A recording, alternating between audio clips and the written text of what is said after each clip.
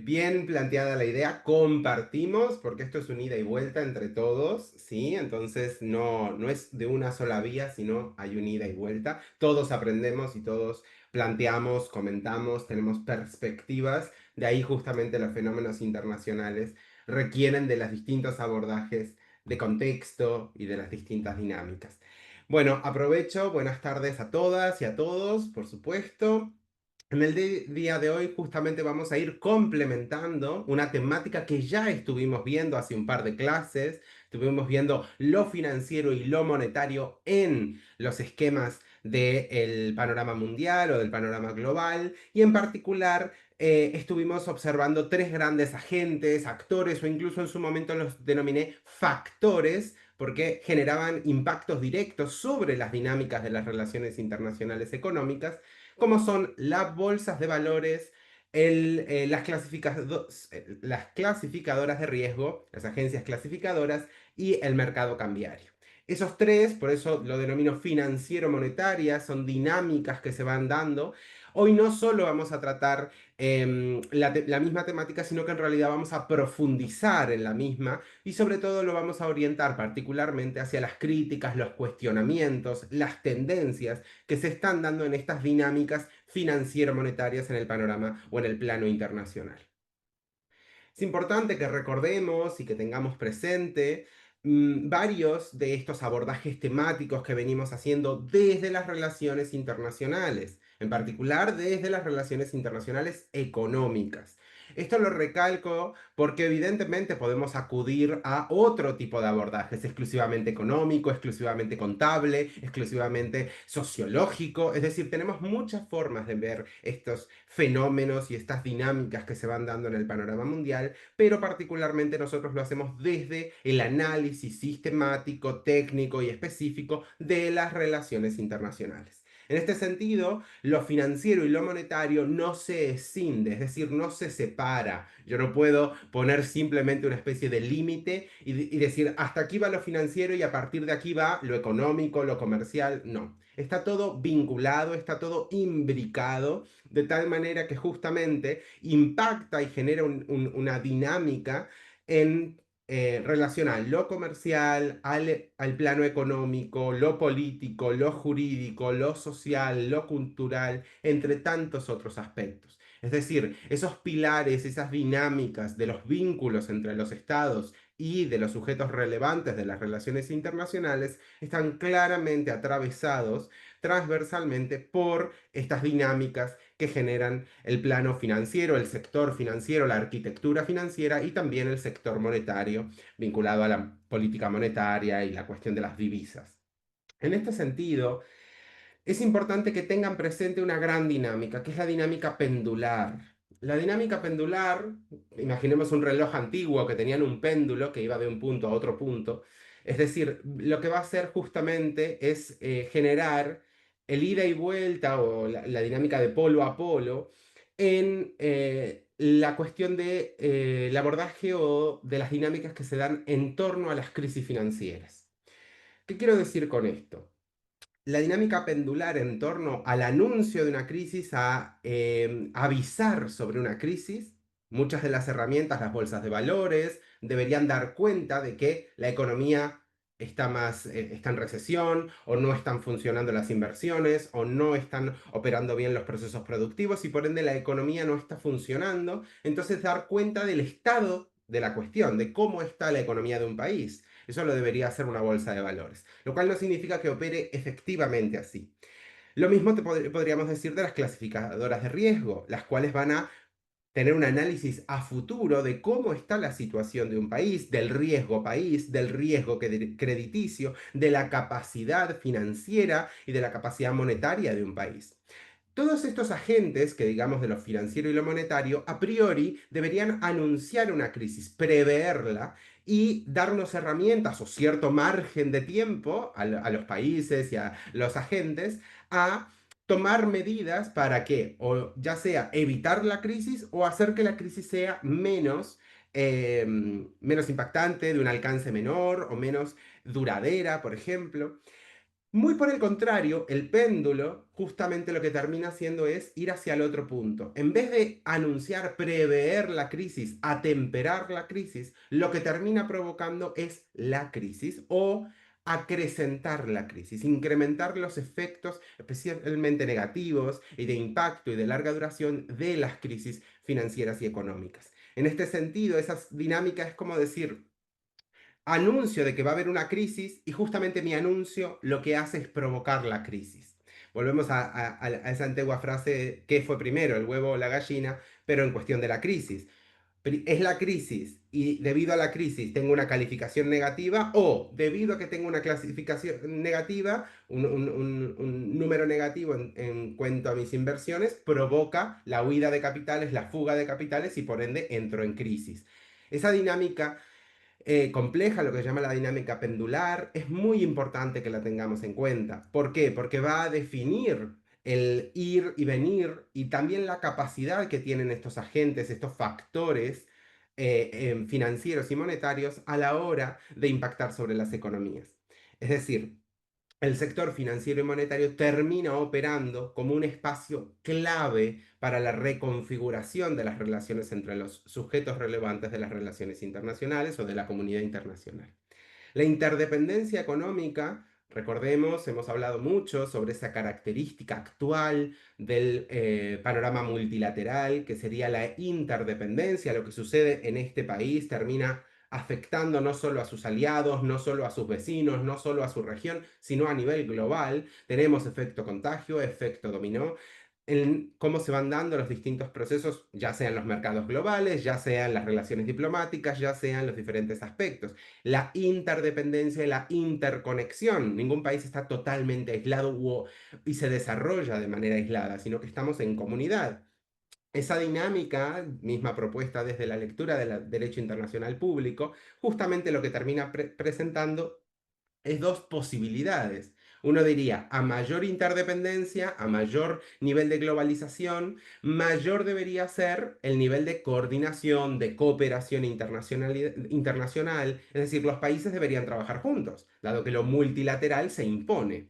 Muy por el contrario, y en buena medida gracias a este sector financiero y monetario, la dinámica de la interdependencia y la interconexión lo que ha llevado a ser utilizado como un mecanismo estratégico para producir control. Es decir, no es un puente promotor de la cooperación, sino muy por el contrario se utiliza como un mecanismo de presión, de generación de control o de producción de geopolítica, geoestrategia y gravitación, la capacidad de unos países influir sobre otros.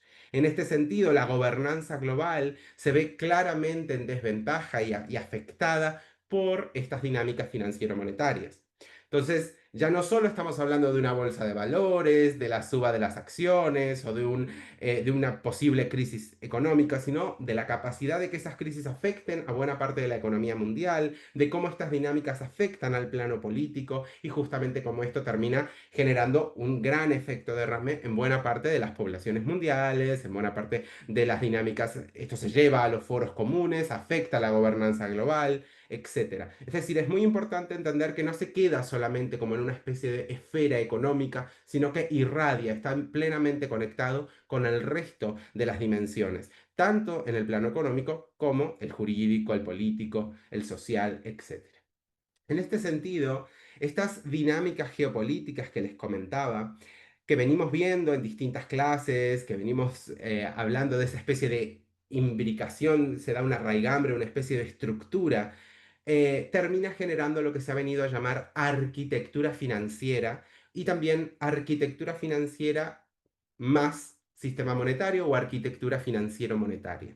En este sentido, a nivel global, no es algo solamente técnico, no es simplemente saber analizar los vaivenes del mercado, la oferta, la demanda y muchos indicadores económicos, sino que muy por el contrario, lo que termina siendo es un mecanismo de reproducción de gravitación. Es decir, las dinámicas y los efectos de impacto y alcance de las bolsas de valores, las clasificadoras de riesgo, el mercado cambiario, termina impactando directamente en el relacionamiento de los estados, en los vínculos y justamente en la producción de gravitación. Mayor poder económico, mayor poder político, mayor poder bélico, mayor poder en los distintos sectores, lo que termina claramente reproduciendo las dinámicas de diferencia y de disparidad o asimetría entre los distintos estados. Algo clave en esta multipolaridad de la que venimos hablando, esa misma multipolaridad y los intereses de unos países que se plasman e instrumentalizan en el marco de esta arquitectura. Es decir, ya no solo son herramientas o agentes o instrumentos a favor de poder leer la economía, prever efectos recesivos o negativos de la economía, sino muy por el contrario, terminan siendo instrumentos de perpetuación de los intereses o del poder, muchas veces desde las políticas exteriores, ni siquiera la política internacional, sino las políticas exteriores, las propias de cada país. Esas dinámicas de cómo esto se va consagrando y conjugando, es muy importante tenerlo en cuenta en lo notorio, es decir, las bolsas de valores, las agencias de clasificación, el mercado cambiario, justamente con sus distintos agentes, no solo funcionan como un reflejo de la economía o un mecanismo de constatación del estado de la misma, sino que terminan influyendo y moldeando la economía. Volvemos a lo mismo.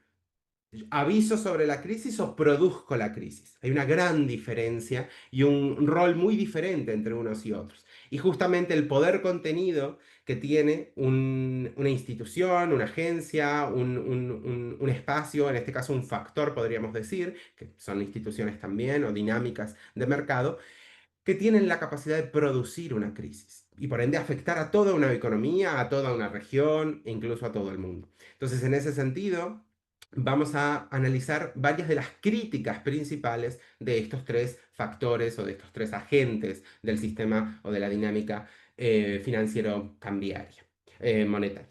En este sentido, las bolsas de valores. Ya habíamos visto su definición, es una institución financiera, todos tenemos en la cabeza Wall Street, comprando acciones, no solo acciones, les remito a la clase sobre bolsa de valores, obligaciones negociables, futuros, etcétera, ¿no? Bonos del tesoro y demás. Si bien las clases anteriores, como les decía, ya hablamos sobre la bolsa de valores, lo que me interesa en este caso es el espacio que permitía ver al Estado y la situación de la economía mundial en cierto momento. Es decir, muchas veces les planteé la idea de que la bolsa de valores se presentaba como una especie de fotografía, algo que yo tomo en este mismo instante y me dice cómo está la economía o cómo está buena parte de su sector empresarial e industrial, comercial, lo cual lo solíamos vincular justamente en cómo con una gran inmediatez, con mucha velocidad, asimilaba cambios, conflictos, desastres, eventos. Sabemos que si mañana sube el petróleo, las bolsas van a tener un golpe y buena parte de las bolsas mundiales van a probablemente tener una bajada en distintos sectores y distintas empresas, porque van a ser menos eficientes, van a tener costos mayores, van a tener que dedicar más dinero a transporte, etcétera. Es decir, va a haber un golpe por la subida del petróleo. Lo vimos en la clase anterior sobre recursos estratégicos. En este mismo sentido, esa dinámica de inmediatez de los sectores comerciales e industriales, de cómo impactan eventos, tensiones, declaraciones, a veces es simplemente un discurso, pero hay muchos aspectos a tener en cuenta, nos lleva a poder destacar las siguientes críticas. La volatilidad e inestabilidad sistémica. ¿Qué quiero decir aquí? Se trata de las decisiones especulativas. No es menor recordar el concepto de especulación, sobre todo relacionado con la arquitectura financiera, es decir, decisiones que justamente afectan a economías reales, la ineficiencia analítica e incapacidad genuina del análisis prospectivo. Las bolsas no están mostrando lo que va a pasar, sino que terminan siendo una especie de mero reflejo de lo que está pasando, y lo digo entre comillas porque muchas veces lo que está sucediendo es que las bolsas en realidad están operando en virtud de intereses. Y a veces tengo una empresa que no está yendo bien, pero en la bolsa está muy bien y se terminan generando mayores inversiones, mayor compra de acciones y después se desploma y genera un efecto contrario, muchos inversores pierden dinero y demás, como hemos visto en esquemas Ponzi y demás. Y viceversa. En bolsa hay empresas que van muy mal y terminan provocando que efectivamente vayan mal, a razón de que en realidad en la realidad no están mal, efectivamente. Están produciendo, tienen empleados, están funcionando. Es decir, la dinámica, la conexión no es tan directa, no es realmente una lectura tan directa y tan fáctica, podríamos decir, en el estado de la cuestión de cómo está el sector industrial, comercial, bancario de un país. En este sentido, lo que termina presentando es un rol geopolítico del dinero o el capital. Aquí lo que se termina es utilizando, en virtud de la volatilidad y la inestabilidad, es la bolsa como una herramienta de control y de presión, la cual, según la fotografía del momento, el cómo salgamos, hay países que terminan siendo, siguiendo con el símil, más fotogénicos y hay países que suelen terminar quedando siempre peor. Entonces, la bolsa termina siendo más como una herramienta, un instrumento para perpetuar patrones, que efectivamente como un mecanismo de evaluación o de constatación del estado de la cuestión. En este sentido, es muy importante recordar la importancia y la concentración de las principales bolsas del mundo. No todas las bolsas de todos los países operan igual o tienen la misma presencia. Entonces, nuevamente, las bolsas más internacionalizadas, como puede ser Wall Street o Dow Jones, el Nasdaq, como puede ser la bolsa de Tokio, la bolsa de Shanghai, la bolsa de Hong Kong, el Euronext, la bolsa compartida, la multipaís europea, entre otras, la bolsa de Londres, van a terminar siendo herramientas que justamente en base a los lugares donde se encuentran van a perpetuar patrones y sistemas de control, influencia e intereses que van a afectar incluso a bolsas o a sectores o a economías que ni siquiera son del mismo país, por decirlo de otra manera, ¿no? De la región, etcétera. Entonces, en ese sentido, se promueve mucho más la especulación, esas subidas y bajadas rapidísimas de intereses y de el valor de las acciones o de las distintas dinámicas que se van dando a nivel bursátil. De ahí que las crisis bursátiles han empezado a aparecer mucho más posibles, potenciales e incluso han llevado a un gran cuestionamiento sobre la funcionalidad de las bolsas. En este sentido, tenemos también la crítica de la desconexión de la economía real, conectado con lo que les decía recién, las subidas tenemos subidas en la bolsa en medio de crisis sociales o crisis política. O sea, el país está mal. Tenemos, por ejemplo, una subida muy, muy alta por supongamos por una modificación de la ley laboral, una subida muy alta de la situación del desempleo y a pesar de eso las bolsas terminan presentando muy buenos números, subidas, etcétera. Quizás dentro de un mes terminan haciendo una gran bajada cuando muchos elementos se han solventado. Es decir, muchas veces la situación efectiva, las dinámicas que se van dando, crisis, tensiones, no siempre tienen una correlación lógica con cómo se constatan en la bolsa.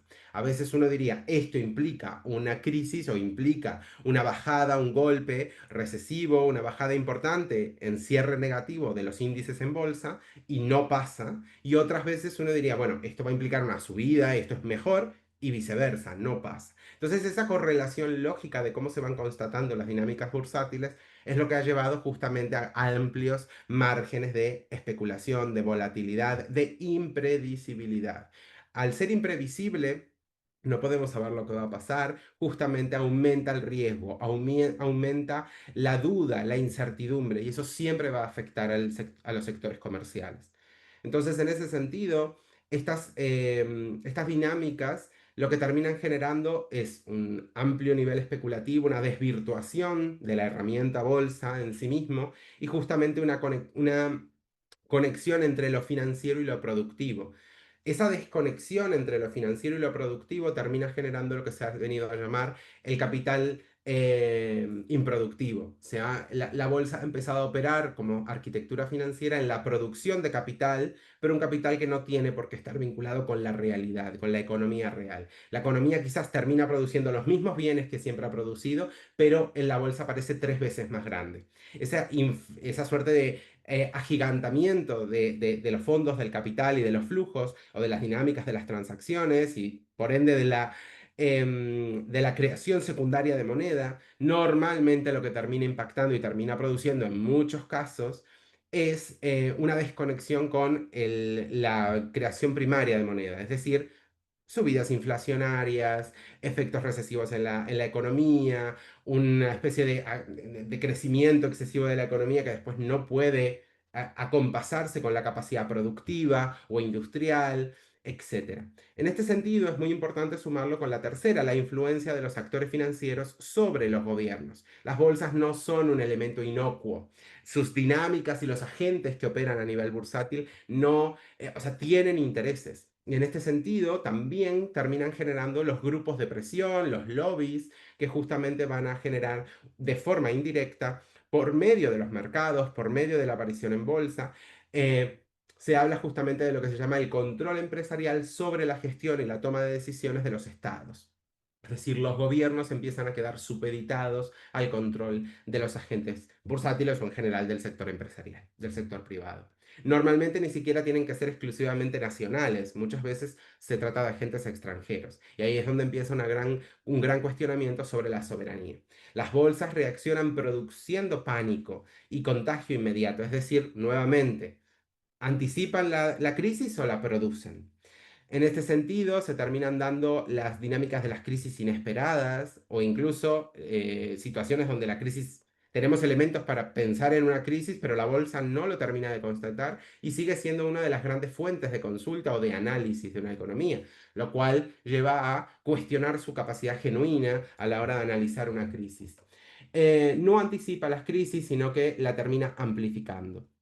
En este sentido, es importante ver estas críticas porque nuevamente criticamos la inestabilidad, la volatilidad, algo que estamos viendo actualmente en la economía mundial. La desconexión, esa imagen, ese dualismo cartesiano de que podemos producir infinito en un mundo finito. No condice con la realidad. Es una visión teórica económica, pero no realmente algo que pueda suceder en este planeta. Asimismo, como la influencia de los distintos actores sobre los gobiernos. Aquí nuevamente salimos de lo económico para generar un enorme impacto sobre lo político y la capacidad de gobernar. Siguiendo con el concepto de lo financiero o el área de lo financiero, la segunda pata de esta mesa, podríamos decir, o de esta silla, es las calificadoras de riesgo. En este sentido, ya lo estuvimos viendo sobre esas agencias especializadas, ya les hablaba de que hay una enorme concentración, les dije que cerca de el 95% del mercado mundial está concentrado prácticamente en tres calificadoras de riesgo.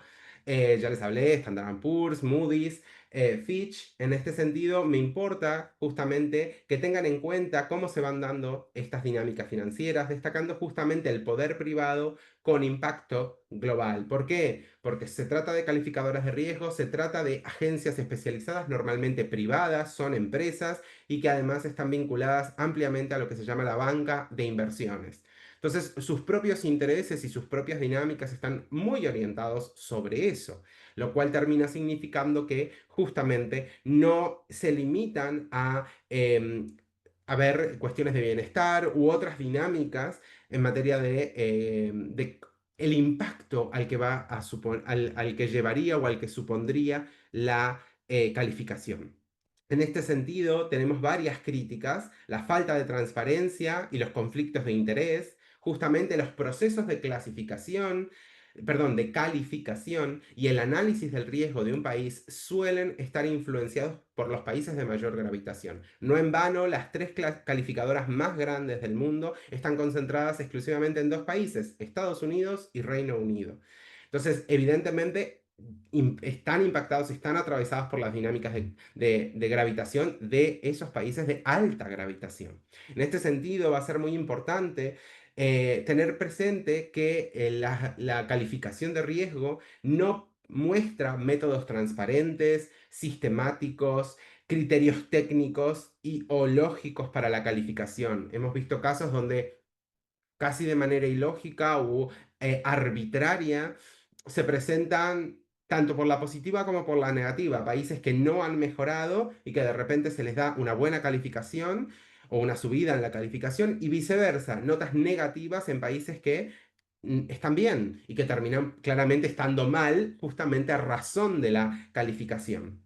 En este sentido, se aúna justamente con la falta de transparencia o el carácter discrecional y arbitrario que tienen muchas veces las calificaciones, el sesgo político y geoeconómico. Castigan los modelos alternativos, las propuestas que se apartan de los esquemas del statu quo, de las dinámicas actuales financieras, planteos de economía solidaria, economía circular, economía sostenible, otras propuestas justamente terminan siendo objetivo y objeto de calificaciones negativas. Entonces, en ese sentido, se terminan generando una instrumentalización principalmente orientada a los sures globales, pero en realidad a varias dinámicas, a varios espacios y varias regiones, donde se instrumentalizan tensiones, mecanismos de control de países de alta gravitación sobre los países satélite, produciendo mayor dependencia, frenando el desarrollo. En este sentido, la última crítica se orienta justamente a la influencia directa sobre las decisiones soberanas. Lo junto con la tercera crítica que veíamos en el impacto hacia los gobiernos de las bolsas, si lo bursátil impactaba directamente en las decisiones de gobierno, aquí nuevamente lo tenemos en las políticas soberanas, en la capacidad soberana, el poder etático que se le dice. Es decir, las políticas sobre las finanzas públicas, el gasto público, la política exterior, las políticas públicas de servicios públicos y de servicios sociales, entre tantas otras, justamente van a estar ampliamente influenciadas en base a los criterios de estas agencias. Si un país quiere tener un diagrama y un panorama mucho más social, con un incremento del gasto público orientado, supongamos, a sectores sociales como puede ser la educación, la salud, la vivienda, etcétera, y esto no se alinea con varias de las instituciones financieras internacionales, como pueden ser las famosas IFI, y justamente la calificación es muy probable que sea baja o que presente datos más negativos. En este sentido, va a reducirse la cantidad de inversores, va a haber una fuga de capitales o va a dejar de atraer capitales extranjeros y por ende va a tener una reducción, una pérdida de capacidad de crecimiento económico y de desarrollo. Y por ende, nuevamente, el gasto público va a tener que ser reducido o verse reorientado en razón de que no va a tener la capacidad para poder continuar. En este sentido, se termina influenciando en la capacidad soberana, incluso justamente ante la amenaza de una peor calificación crediticia. Ya lo mencionábamos en la clase anterior, en realidad dos clases anteriores, sobre los casos de Grecia y Argentina, donde yo les planteaba casos de rebaja de calificación, cuando Argentina y Grecia, respectivamente, entran en estados de crisis con elementos recesivos. Las calificadoras de riesgo lo que terminan haciendo es poner calificaciones más negativas, aumentar el riesgo país. Nuevamente, quizás no hubieran sido tan graves esas crisis si no hubiera pasado eso. Entonces, la calificación termina generando un efecto dominó, termina agravando, amplificando la crisis, y lo que terminó produciendo en estos casos es fuga de capitales, medidas de austeridad, pérdida de acceso al crédito, renegociación de la deuda. Entonces, los países estaban más endeudados porque tuvieron que renegociar. En este sentido, justamente no solo dan cuenta de una crisis, sino que terminan produciéndola o empeorándola.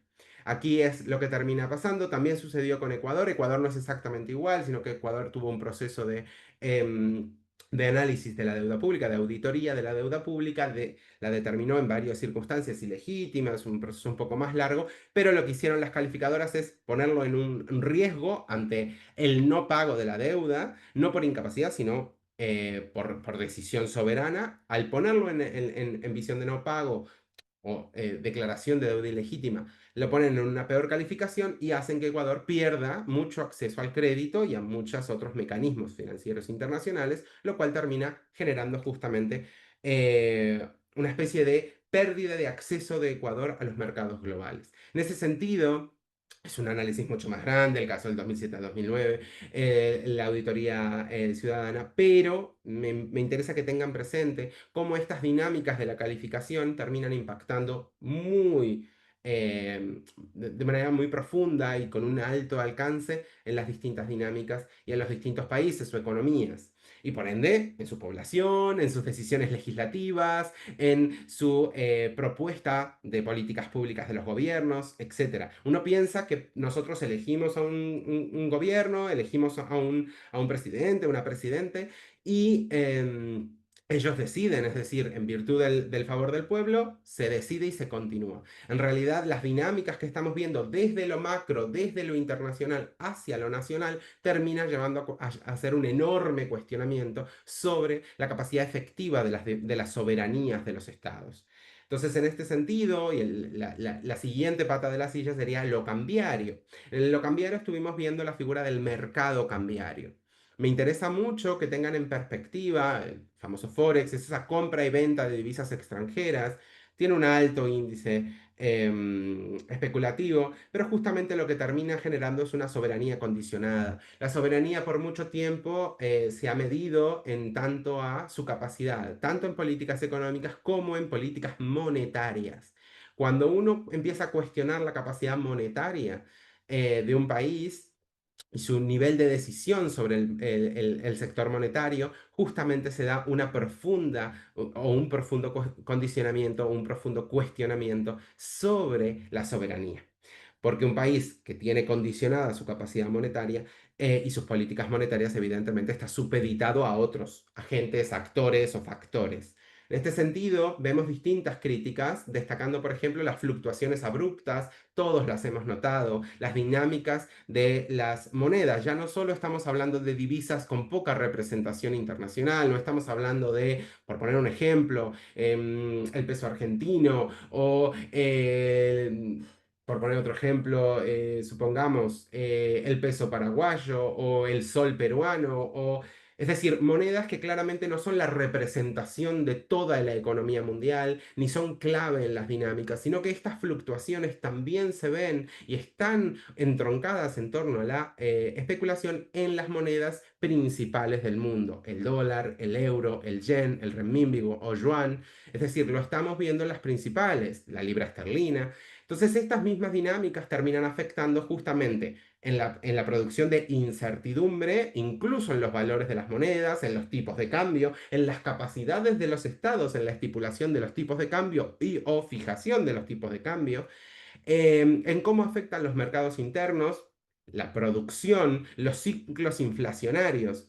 Hoy en día lo estamos viendo y es como que todo el mundo tiene la inflación en la boca, por decirlo de alguna manera. Todo el mundo dice inflación, inflación, inflación. Bueno, estamos en unos procesos de aumento de los procesos inflacionarios, de dinámicas y de ciclos inflacionarios al alza en buena parte de las monedas del mundo. Por ende, el mercado cambiario en realidad no ha venido a atemperar o a gestionar las reservas de moneda, sino muy por el contrario, a producir mayor inestabilidad. Justamente lo que termina produciendo es una bajada en el consumo, no solo en la pérdida de poder adquisitivo, sino en la incertidumbre, en el temor de las personas a consumir. Porque si yo no sé cuánto sale o cuánto puede salir y el cambio constante de precio termina generando un efecto psicológico en la demanda de consumir menos. Al efecto de consumir menos, mayor incertidumbre, lo que termina es habiendo menos dinero, menos flujos y empieza a haber elementos recesivos o digamos como que se minimiza, se empequeñece los procesos económicos, ¿sí? Las dinámicas económicas del mercado, ya sea a nivel nacional o a nivel internacional. Esto nuevamente termina generando una especie de bola de nieve que justamente acrecienta los elementos de crisis.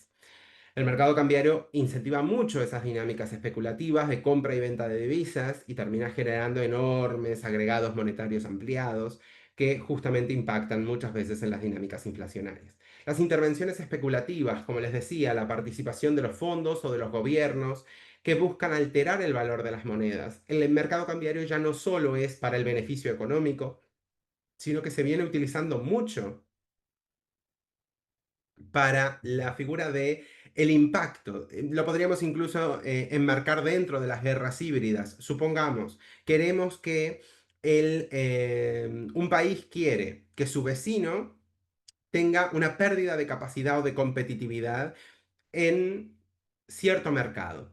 Entonces, una de las posibilidades que puede tener al ser un país vecino es que probablemente tenga reservas, porque normalmente tenemos turismo, normalmente hay ida y vuelta de las monedas, entonces va a querer que tenga reservas, es muy normal que tenga reservas de la divisa de su país vecino. Entonces, ¿qué va a hacer? Va a empezar a utilizar un mecanismo de venta. Entonces, si yo vendo masivamente todas mis reservas de la divisa vecina, es un proceso muy simple, al empezar a vender va a haber más cantidad de esa moneda en el mercado. Cuando esa moneda es excesiva en el mercado, si bien va a intentar destruirse y empezar a sacar moneda al Banco Central de ese país, igualmente lo que va a haber es procesos inflacionarios. A mayor nivel, a mayor cantidad de moneda en un mercado, en una economía, termina haciendo que esa moneda tenga menor valor. Justamente, ese tipo de mecánicas utilizadas muchas veces desde el mercado cambiario terminan siendo justamente un mecanismo secundario de presión, de control, de influencia, de afectación en la economía de otro país. Entonces es importante como se ha ido utilizando como una especie de arma o de herramienta arrojadiza para controlar y presionar. Y por supuesto la desigualdad estructural. El dólar como divisa internacional, así como el euro, la libra, podríamos hablar de ese pequeño grupúsculo de grandes, pero principalmente el dólar, por supuesto, desde Bretton Woods, siguen monopolizando buena parte del comercio y de las reservas. Esto genera una desigualdad porque hay países que tienen muchas reservas en dólares y por ende tienen amplia capacidad para importar, exportar y formar parte de los mercados globales, pero hay otros países que no los tienen e incluso que no tienen acceso al dólar o tienen muy reducido el acceso. Ante esa perspectiva de no tener grandes reservas internacionales o no tener gran vínculo, derechos de giro, acceso, derecho al crédito y demás, lo que termina generando es un creciente cuestionamiento sobre la capacidad y representación real de la economía por parte de estas monedas principales, digamos. ¿Realmente el dólar representa la economía mundial? Sí podríamos decir que lo hacía hace 20 años o hace 30, pero ¿qué tal hoy? ¿O qué tal dentro de 5 años? ¿Hacia dónde va esta dinámica? Justamente lo vimos en el caso de Turquía entre el 2018 y el 2023 principalmente, donde veíamos una tendencia de ataques especulativos contra la lira turca. Es decir, cada vez perdía valor, valor, valor, se depreciaba constantemente, había mayor cantidad de agregado monetario empleado y la lira empezó a tener muy poca capacidad. Si bien constantemente se intentó remarcar el precio, subir el valor para ajustarse al tipo de cambio, para que la diferencia frente al dólar no fuera tan grande, igualmente hubo un gran impacto en la economía. En este sentido, lo que empezó a hacer Turquía, lugar estratégico, geoestratégico, con dinámicas muy concretas, cambios de gobierno, muchos elementos que no vienen al caso, que no podemos analizarlos todos por temas de tiempo, es importante entender que lo que intentó hacer es controlar la pérdida de valor, por supuesto, desde las políticas monetarias y desde el Banco Central, y por otro lado implementó alianzas monetarias entre Turquía con China y Rusia.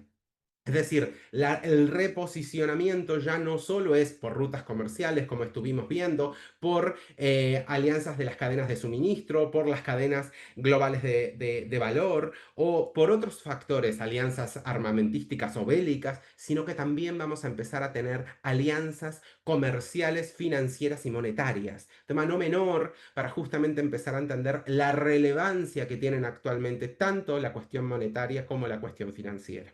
En este sentido, la devaluación forzada de su moneda nacional terminó generando una crisis, terminó vinculándose evidentemente a una crisis cambiaria y lo que llevaría a una gran pérdida de sus reservas internacionales. Y por supuesto, lo que les planteaba antes, la imposibilidad de acceder a los dólares. Esto va a terminar evidentemente generando un proceso recesivo en la economía de Turquía y que justamente como alternativa ha planteado vincularse con otros aliados, potenciar las alianzas estratégicas hacia otras regiones y hacia otras economías que sí le permitían el acceso o sí se vinculaban bajo otros criterios o otras cuestiones de negociación. En este sentido, me parece muy importante que todos estos conceptos, que son un montón que les traigo, no salgan corriendo, evidente, pero son temas muy grandes, muy profundos y a veces es importante ver cómo los podemos aterrizar, porque hablamos de lo financiero y nos parece algo súper complicado, lleno de números, de tablas y gráficas que no entendemos o de temas, lo cambiario, tipos de cambio, los valores de moneda, la bolsa, parecen temas muy complejos, no porque no lo sean, pero también parece que son temas exclusivamente para un economista o para temas alejados del análisis. Muy por el contrario, el análisis de las relaciones internacionales, el análisis de los eventos internacionales debe contener desde el abordaje profesional este tipo de aspectos, porque si no los contiene estamos obviando, estamos negando enormes elementos. En este sentido, les traigo dos casos. Son casos de laboratorio. Ninguno de los dos existe, ninguno de los dos es real, pero lo que me interesa es ver si pueden, leyendo lo que estamos viendo, vamos a ver una pequeña descripción y el escenario donde se da un evento sobre ciertas empresas y ciertos sectores, ¿cuáles serían las consecuencias? ¿Qué cosas se imaginan que podrían pasar si se dieran estas circunstancias?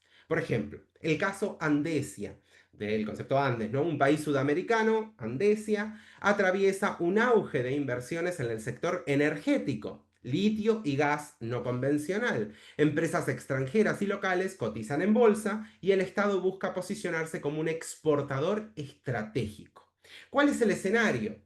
De repente no sabemos por qué, en realidad muchas veces no se sabe por qué. Ahí está justamente el efecto que les hablaba antes de las calificadoras. La agencia Global Risk baja la calificación de la deuda de Andesia de BBB menos a B más. Es decir, la baja bastante, porque tiene casi 4 puntos menos de bajada en la calificación. Asimismo, en 48 horas, debido a esa bajada de calificación, vemos que las acciones de una de las principales, el líder del sector, de la empresa Energy Andes SA, caen el 32% en la bolsa local, en la bolsa de Andesia, y el 20% en Wall Street. Es decir, un efecto caída muy importante no solo a nivel nacional, sino también a nivel global, y el tipo de cambio se dispara un 25% en una semana. La moneda local se deprecia, se ve devaluada, se ve bajada en valor y en capacidad adquisitiva, y eso claramente impacta en la ida y vuelta de esos inversores extranjeros. Mi pregunta es, ¿cuáles serían las consecuencias? ¿Qué pasaría? ¿Qué se les ocurre que pasaría en este escenario? Tenemos las consecuencias, tenemos el impacto. ¿Qué entienden? Los proyectos energéticos se suspenden, los fondos internacionales retiran sus inversiones. ¿Qué se les ocurre que puede suceder en este caso desde lo financiero y lo monetario hacia todo el caso del país Andesia? Pueden utilizar los micrófonos, pueden utilizar el chat. La idea es que participen y traten de utilizar los conceptos. No sean tímidos.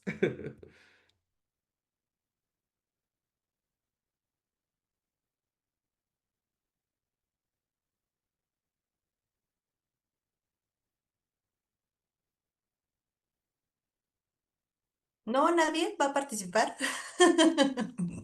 Hoy estamos un poco tímidos, tímidos y Sí. tímidos. No pasa nada, son conceptos complejos, no hay problema, ¿ok? Pero ustedes imagínense, tenemos una empresa, tenemos un país que se dedica al litio, por ejemplo, ¿no? De repente, si bien le va muy bien, bajan la calificación e inmediatamente el resto de factores impacta. Bajan las energías, baja la valoración en bolsa, baja el tipo de cambio, perdemos capacidad de la moneda. Si un peso de Andesia valía 40, era un peso, supongamos, un dólar eran 40 pesos de Andesia, ahora necesito 100 pesos de Andesia para un dólar, por poner un ejemplo. Es decir, voy a necesitar que la economía realmente tenga mayor capacidad porque vale menos el quantum de esa economía que está en pesos.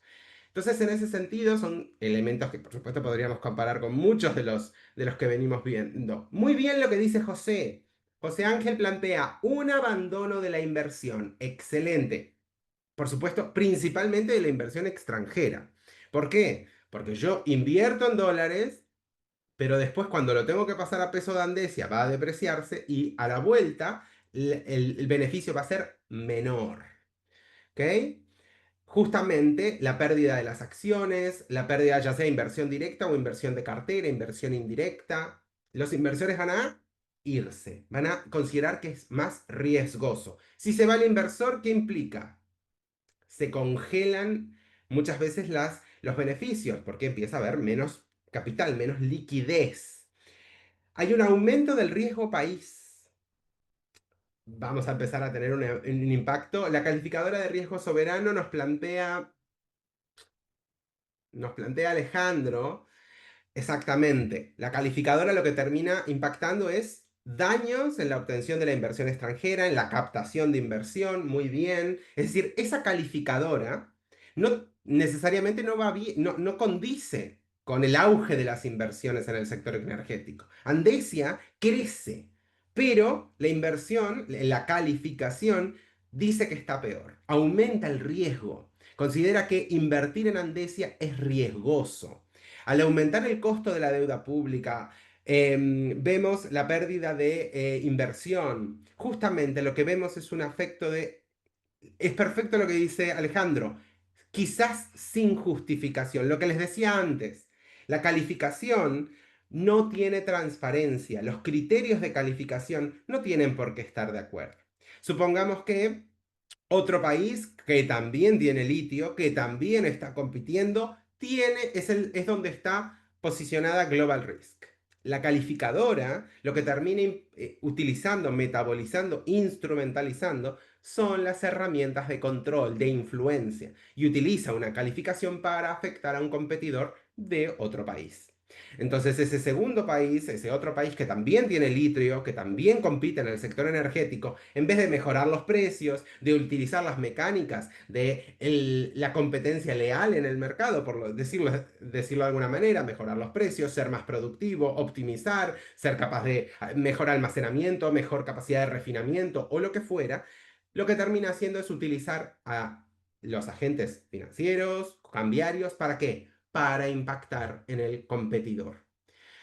Terminamos todos perdiendo. El litio va a salir más caro, el gas va a salir más caro, Andesia va a verse afectado de forma directa, su capacidad productiva, su capacidad de crecimiento y de desarrollo va a verse paralizada, congelada, afectada, es decir, elementos recesivos de la economía. Al impactar Andesia, probablemente impactaremos a buena parte de la subregión de Sudamérica y esto termina generando un efecto contagio. Muy probablemente lo que muchos países o muchos sectores van a optar es abandono el litio y me paso a consumir otro producto, el cobalto, por ejemplo, o dejo el gas y me paso al carbón o me paso a otra energía en razón del aumento del sector energético, del encarecimiento. Entonces va a terminar produciendo ¿qué? Tensiones políticas internas por las fugas de capitales, va a terminar produciendo abandono del sector, pérdida del sector de la matriz energética y transiciones hacia otros productos. ¿Sí? Lo podríamos hacer también, por ejemplo, con la energía solar. Si nos pasara lo mismo con la energía solar, probablemente muchos abandonarían la solar y volverían, por poner un ejemplo, de combustible,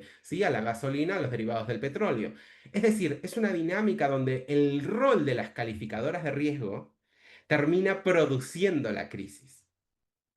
¿Se entiende? Es muy importante que entiendan que no necesariamente es una fotografía real de cómo es la situación, sino que muchas veces se opera como una herramienta de control geopolítico. Aquí nuevamente lo estamos viendo. ¿Cómo impactó en Andes? Vamos con el segundo ejemplo. ¿Sí? Nuevamente pueden participar, pueden utilizar el chat o pueden utilizar si quieren pueden levantar la mano. El segundo ejemplo lo pasé a llamar, es una empresa TechNation. ¿Ok? A ver, aquí. El caso de TechNation. TechNation, en TechNation, un país con fuerte desarrollo del sector tecnológico, las startups crecen con financiamiento externo en dólares. Tenemos muchas empresas, muchos emprendimientos, una especie de, imaginemos que Silicon Valley fuera un país, y le llamaríamos TechNation. En este sentido, el gobierno mantiene un tipo de cambio fijo, artificial, para contener la inflación. ¿Sí? Más allá de cómo está la situación, se intervienen los procesos monetario y cambiarios y están intervenidos. Entonces lo que tenemos es una suerte de tsunami monetario. ¿Qué sucede?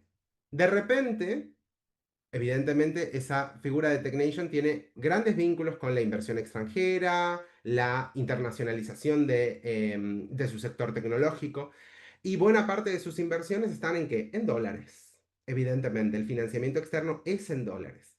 De dónde viene el dinero está en dólares. Entonces, la Reserva Federal de Estados Unidos sube abruptamente la tasa de interés. Nada nuevo. Por otro lado, los inversionistas globales retiran los fondos de TechNation y otros mercados emergentes. La moneda local se deprecia un 40% en 3 semanas, es decir, la moneda de TechNation vale menos. Y por extensión, evidentemente, la bolsa local cae un 28% y Credit Score Analytics, una calificadora de riesgo, lo que termina planteando es la baja del rating de las tecnológicas, es decir, pasan de A a CCC, que es como una enorme bajada, es muy grande realmente, ¿ok? Pasó de estar bien a prácticamente suspendida directamente. Entonces es muy importante entender qué consecuencias creen que tendría este tipo de tsunami cambiario y monetario. Esta dinámica, algo que TechNation no puede controlar y nunca va a poder controlar, y es que si se financian dólares, no es ni quien acuña los dólares, no tiene la máquina para imprimir los dólares, ni tampoco controla el tipo de cambio del dólar. Eso evidentemente está en la Reserva Federal de Estados Unidos, que es el que imprime el dólar estadounidense. Es decir, los procesos de dolarización, los procesos de dependencia, así como de los inversionistas globales, tendrían este efecto si hubiera un elemento muy simple, en este caso un elemento cambiario, una decisión arbitraria que toma la Reserva Federal. ¿Qué efectos creen que tendría? ¿Alguna idea? ¿Algún comentario? Pueden ser muchísimos. O sea, abierto, no hay errores, inténtenlo. Aplicar la teoría a la práctica.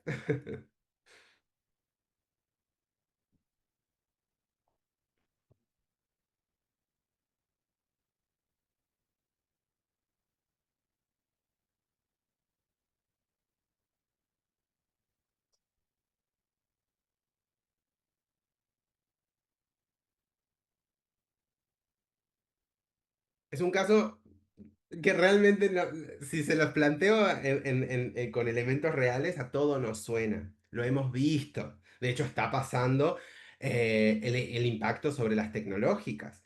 Es decir, no es algo nuevo. Y lo importante de muchos países en vías de desarrollo, muchos países que se convierten en buques e insignia de cierto sector, como podría ser un sector tecnológico, el sector farmacéutico, el sector, distintos sectores, justamente muchas veces lo que presentan es enormes lazos de dependencia de factores externos. Por ejemplo, en este caso, el factor cambiario. No controla el dinero, no controla la moneda en la que está siendo financiado y por ende depende de.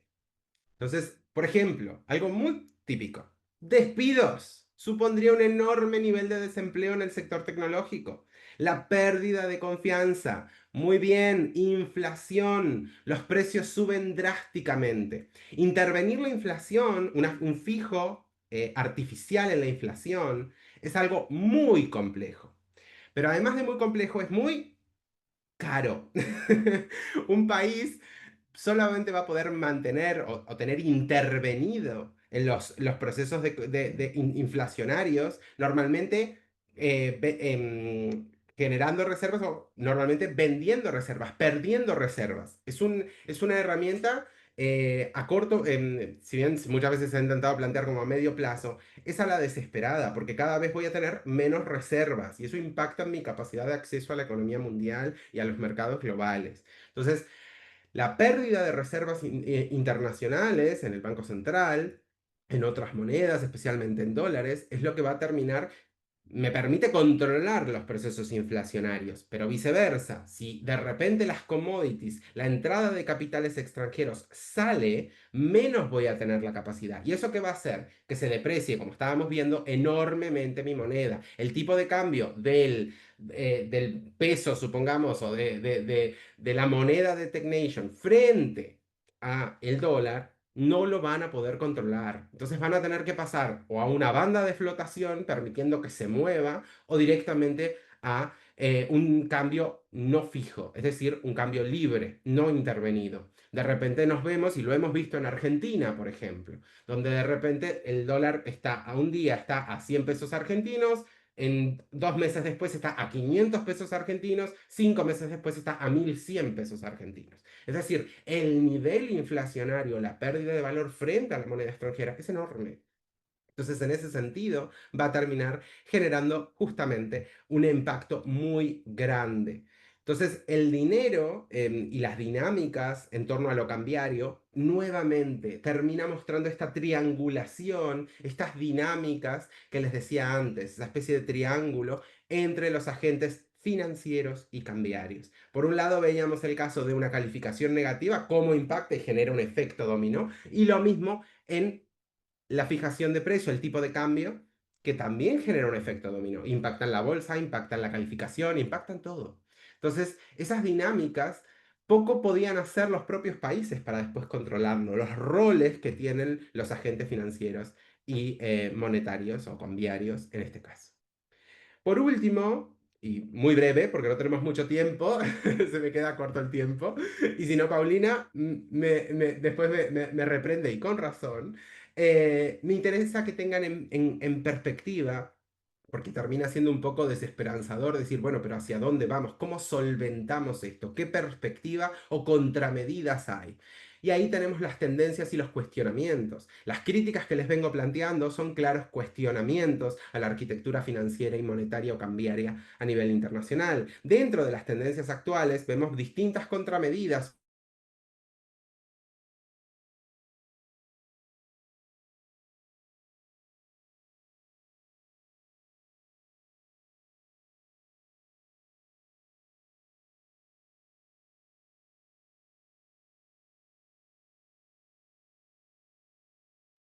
¿Pueden escuchar a Gonzalo?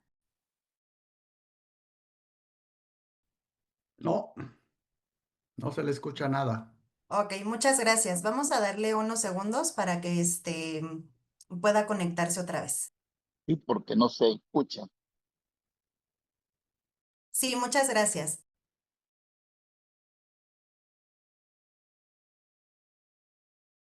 Listo. Tienes el mute. Perdón, Listo, ya, ya. justo se desconectó. Ok, vuelvo. Ok, disculpen, pero la tecnología se impone. No, tranquilo, Gonzalo, no pasa nada. Ok, a ver. Ahí se ve la compartido, ¿sí? Sí, sí, sí, sí, ya se ve tu presentación. Perfecto. Genial. Bueno, como les decía, vemos medidas y contramedidas contra qué? Contra el control, contra la gravitación. Esos países desarrollados que generan gravitación, que controlan a otros países, a través de lo financiero y lo monetario, o lo cambiario, justamente lo que van a tener o verse es en contramedidas. Otras regiones, otros países van a empezar a implementar otros mecanismos, justamente para evitar el nivel de dependencia y la afectación del desarrollo, la imposibilidad de crecer, de desarrollarse. En ese sentido, vemos la desdolarización, algo que ya nos tiene que estar sonando. Si antes les decía que el dólar es la divisa internacional, y es la divisa que utilizamos para las transferencias, para los intercambios internacionales y para buena parte del comercio internacional, no significa que no ha habido propuestas en razón de lo que se llama una bolsa de monedas, ¿sí? Utilizar no solo el dólar, sino pasar al euro, pasar también a la libra, utilizar el yuan, utilizar el renminbi, el yen, es decir, empezar a utilizar otras. La salida de distintos mercados y de distintos países hacia otras monedas, empezar a tener intercambios, acuerdos, instrumentos internacionales en razón de otros elementos. En ese sentido, justamente, vemos distintos foros, distintos grupos que vienen promoviendo el uso de otras monedas. Por ejemplo, las BRICS. ¿Ok? Esas distintas potencias regionales que han empezado a tener vínculos y empezar a tener acuerdos, intercambios, potenciar su comercio y su sector empresarial e industrial hacia el uso de otros, con el uso de otras monedas. Dejar de utilizar el dólar y pasar a utilizar otras. En este sentido, por ejemplo, lo vemos en países del sudeste asiático que están dejando el euro, perdón, que están dejando el dólar y están empezando a usar el yuan, la moneda de China, o el renminbi, es lo mismo. En este sentido, es muy importante justo vincular esto con la reforma del sistema de clasificación. Si bien de momento no estamos en el escenario de decir dejamos la clasificación, no importan las clasificaciones, sí que se viene cuestionando mucho la concentración de la clasificación. Como les decía, tres, cuatro agencias de clasificación a nivel global no resulta efectivo y se está empezando a plantear agencias multilaterales, regionales, con elementos de estados que forman parte, una especie de organizaciones internacionales con elementos de clasificadoras de riesgo, lo cual alejaría la capacidad, la falta de transparencia o parcialmente algunos de las críticas que les traía antes de las clasificadoras, de las calificadoras, justamente en materia de concentración, transparencia, asimetría, de que sea exclusivamente privado. Algunos de estos vienen propuestos, por ejemplo, por la ex-CAF, lo que sería hoy el Banco de Desarrollo, o por ejemplo la CELAC en la región. así como en otras regiones se empieza a plantear otros elementos. Y por supuesto las finanzas sostenibles. Ya se empieza a hablar de que la arquitectura financiera no solo puede estar orientada hacia lo especulativo, la volatilidad y los elementos de ganancia y mera ganancia, en esa desvinculación con la economía real, sino justamente empezar a implementar e incorporar ciertos principios que se consideran internacionales, como el medio ambiente, la sostenibilidad, y en este sentido se han venido trabajando, y lo estuvimos viendo, iniciativas hacia lo que se llama la economía verde, la transición verde, también los bonos verdes, etcétera. No es algo perfecto, pero sí que es verdad que empieza a modificar algunos de los criterios, sobre todo hacia la orientación de criterios sociales. Esto replantea y cuestiona muchos de los elementos. Es decir, son medidas que dan cuenta de un escenario financiero internacional profundamente político, profundamente desigual y que intentan solventar, ser una contramedida frente al orden actual. Reflejan justamente un elemento donde las decisiones privadas tienen consecuencias públicas, de que el condicionamiento que imprime el poder financiero afecta directa y diametralmente a una soberanía efectiva, una soberanía genuina, y justamente la arquitectura lo que termina mostrándose es rígida, concentrada, con una tendencia especulativa y de financiarización de la economía, el capital improductivo que les decía antes, las políticas anticomerciales y las guerras comerciales como un elemento clave en la volatilidad de los mercados. El planteo de un escenario cada vez más incierto ha llevado justamente a que la economía, y sobre todo el plano financiero y cambiario o monetario, se muestre cada vez más como un rol geopolítico del dinero. En este sentido, yo les dejo, y solo para reflexionar y ir cerrando, una pregunta. Y es la siguiente, para que la piensen. ¿Puede un Estado realmente soberano tomar decisiones económicas si su moneda, su clasificación, perdón, su calificación y sus inversiones dependen de actores externos con intereses privados? Como veíamos en los casos, ¿podía Andesia decidir cómo iban a progresar, no tener una crisis? ¿Podía TechNation decidirlo? Es decir, ¿realmente podemos hablar de estados soberanos si tenemos estos condicionamientos externos? Les dejo la pregunta, les dejo para que lo piensen, para que reflexionen, y por supuesto no duden en ampliar con la bibliografía recomendada, y muchas gracias por su atención. Cualquier elemento, cualquier aspecto, me dices. Gracias, Paulina. Muchas gracias a ti, Gonzalo. No sé si alguien tenga una pregunta o alguna aportación para la clase de hoy. Pueden abrir su micrófono o escribirlo en el chat. Hola, Sí, hola. Adelante, adelante. ay, adelante, José. Muchas gracias. Bueno, excelente presentación, como siempre, la de Gonzalo. Nos ilumina Muchas gracias. sobre el quehacer de las relaciones internacionales y tal como se los planteaba en el chat, yo creo que la última reflexión que nos deja la respuesta es no. Nosotros, digamos, los diferentes países del mundo democráticos elegimos a nuestros gobernantes, pero la gobernabilidad no viene de ellos. Realmente están impactados, están atrapados en este mecanismo perverso del sistema financiero internacional y sus aliados. Entonces yo creería de que definitivamente no hay, digamos, que esto es lo más antidemocrático que existe a nivel planetario. Esa sería como mi intervención. Perfecto, muchas gracias, José.